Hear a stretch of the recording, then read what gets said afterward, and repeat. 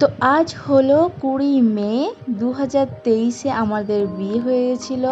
আর এখন হচ্ছে 2024 20 মে, আজকে আমাদের অ্যানিভার্সারি। হ্যাঁ, এই জন্য এত তোড়জোড়। তোমাদের দাদাভাই করছে ডেকোরেশন, আর আমি আর মা ছিলাম রান্নার দিকে, আর আমার বোন, বাবা আর তোমাদের দাদাভাই ছিল ডেকোরেশনের দিকে। তো এখন আমাদের রান্নাবান্না প্রায় কমপ্লিট হয়ে আসছে। এখানে ভাতটা হয়ে গেছে। ফ্রায়েড রাইসটা বাবাকে বললাম ঘিটা দিয়ে গরম গরম বাবা মাখিয়ে দাও। তো তারপরে এখানে মা ভাজছিল চিলি চিকেনের জন্য, তেলের মধ্যে চিকেন দিয়ে পকোড়াটা ভাজছিল ঠিক করে। আর এইদিকে আমার বোন করছিল আমাদের রুমটা একটু ডেকোরেশন, পরে দেখাচ্ছি তোমাদেরকে কত সুন্দর করে সাজিয়েছে। তারপরে চলে গেছিলাম তাড়াহুড়ো করে আমি আর তোমাদের দাদাভাই আমার বাবা মিলে কেক কিনতে। এখন যেহেতু গরম তার জন্য একটু ম্যাঙ্গো ফ্লেভারটাই পছন্দ হচ্ছিল, যে ম্যাঙ্গো ফ্লেভারটা গরমে ভালো লাগবে। তারপরে কেক নিয়ে সজে চলে গেছিলাম মিষ্টি দোকানে। মিষ্টি দোকান থেকে নিয়ে নিলাম কমলাভোগ। এসে দেখি বোন একদম মানে কি বলবো, কত সুন্দর করে একদম আমার রুমটাকে সাজিয়ে দিয়েছে। শুধু বোন নয়, তোমাদের দাদাভাইও করেছে। আর ওইখানে দেখতে পাচ্ছ লাভের একটা বেলুন ফেটে গেছে, সেটা ম্যাটার না, পরে আবার লাগিয়ে দেওয়া যাবে। তো তোমাদের দেখাই বেডটা কত সুন্দর লেখা আছে হ্যাপি অ্যানিভার্সারি SRM।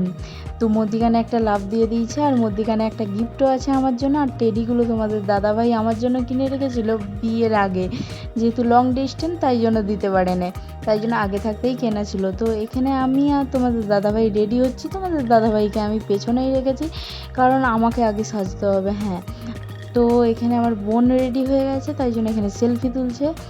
আর এইখানে তোমাদের দাদাভাই রেডি সেডি হয়ে এসে কেকের দিকে দেখলো যে কেকটা কেমনভাবে রাখা যায়, তো ঠিকঠাক করছিল।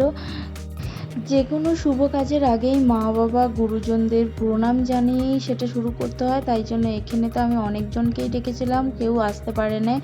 তো সব মা বাবার আশীর্বাদ নিলাম। যারা আসতে পারে না তারা দূর থেকেই আমার দুজনকে আশীর্বাদ করো, যাতে আমরা এইভাবে দুজন দুজনের পাশে থাকতে পারি সারা জীবন একে অপরের। তো তারপরেই এখানে আমরা মা বাবার আশীর্বাদ নিয়ে তো এখানে কেকটা কাটা শুরু করলাম। তো কেকটা কেটেই তোমাদের দাদাভাইকে আগে আমি খাইয়ে দিলাম। এটা যেহেতু আমাদের বার্থডে নয়, যদি বার্থডে হতো তাহলে সকল আগে বাবাকে খাওয়াতাম। এটা যেহেতু অ্যানিভার্সারি তাই জন্য তোমাদের দাদাভাইকে আগে খাওয়ালাম, তারপরে বাবাকে খাওয়ালাম। তো তারপরে বোনকে একটু খাইয়ে দিলাম, হাতে যেটা লেগেছিল, মাকেও খাইয়ে দিলাম। তো তোমাদের দাদাভাইও সেম মা বাবা সকলকে কেকটা খাইয়ে দিল। আর কেকটা কিন্তু খুব সুন্দর লাগছিল, তো খুব ভালো লাগছিল ম্যাঙ্গো ফ্লেভারের কেকটা। কার কার ম্যাঙ্গো ফ্লেভার পছন্দ তারা কিন্তু অবশ্যই কমেন্ট করে জানিও। আর বোনকে দেখো কতটা কেক দিয়ে দিয়েছিল, আর আমাকেও আমি বললাম আমাকেও আর একটু কেকটা কেটে দাও, খুব সুন্দর লাগছে। তো আমাকে আরেকবার কেকটা কেটে দিল।